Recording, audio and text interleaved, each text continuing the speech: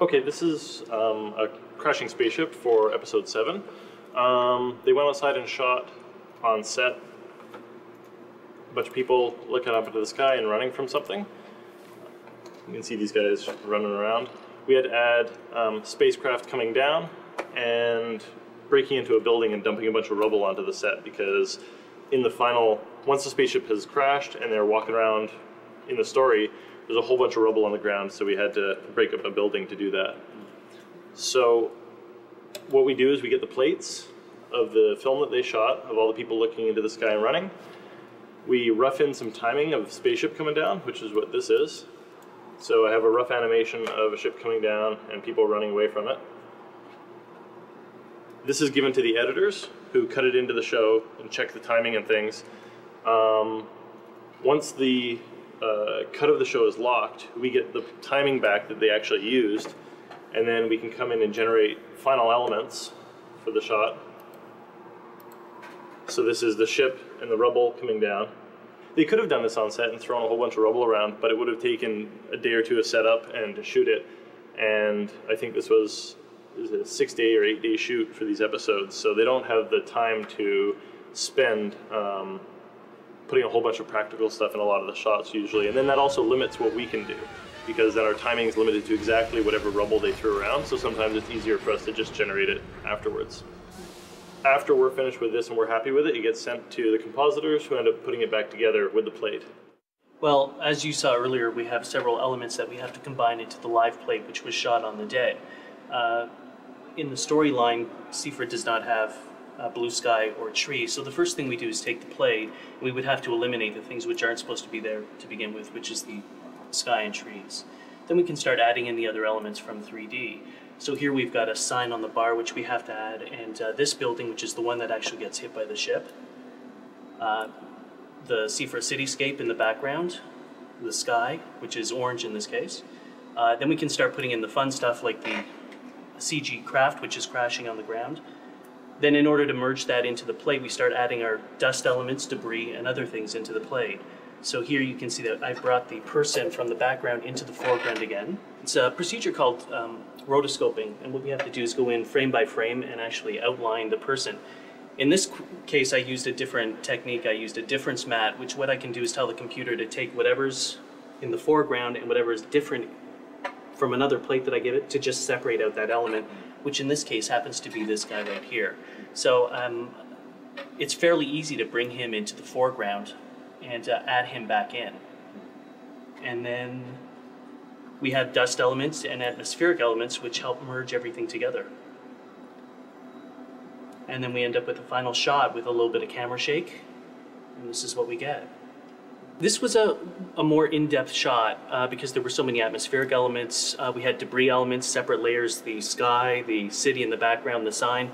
So here you're probably we're looking at about 30 elements, but it's actually broken apart into several different comps. So in total, by the time everything is done, you're probably looking at close to 80 layers in order to make this work. The final shot, I can show you the sequence of shots as they were cut, which is this here. So this is the shot we just looked at, but it runs something like this. So we have the ship coming in, it's going to hit that building there, it crashes through, again, all the dust elements, and this is the shot which we just saw. So that's the shot as it will appear in the show.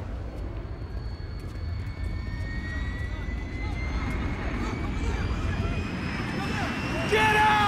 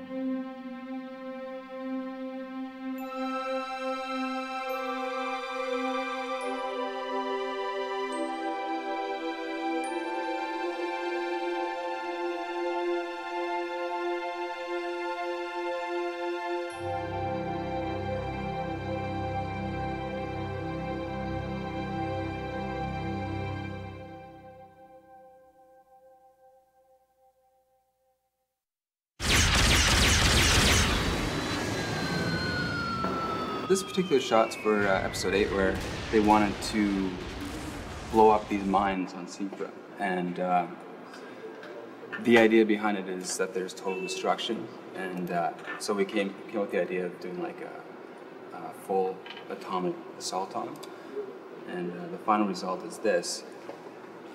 The interesting thing with this shot is it's all CG. Mike and Mike came up with a landscape that's all full CG, and then I came up with these particle effects that create these kind of nuclear type explosions. So just a bunch of eye candy for this particular segment. So, and then the scene itself doesn't look like much here. It's basically just points in space flying around. But once rendered, then you get this effect. So what we're seeing there in your left monitor, that's the 3D model for the explosion?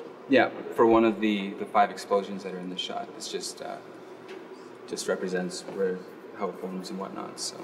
And are each of the 5 explosions a little bit different from each other? Yeah, generally they're the same. The only difference is the way that we call them dustopuses, how they fly out of the main cloud, and just so it has a random look, they don't look identical. So, but essentially they're the same simulation, just ran a little differently each time. So, about how long did this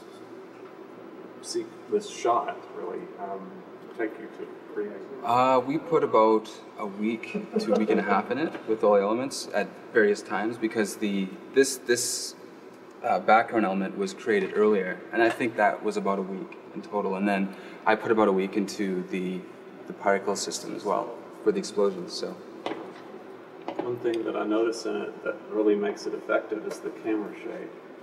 Yeah, Mark comped this one, and he put that in on his end, and it definitely gives it a more dramatic feel. I like it. It makes you feel a little more like you're there, kind of thing. So. How are we on weapons? We're there. I'm arming. Target the mines. What? It's the only way.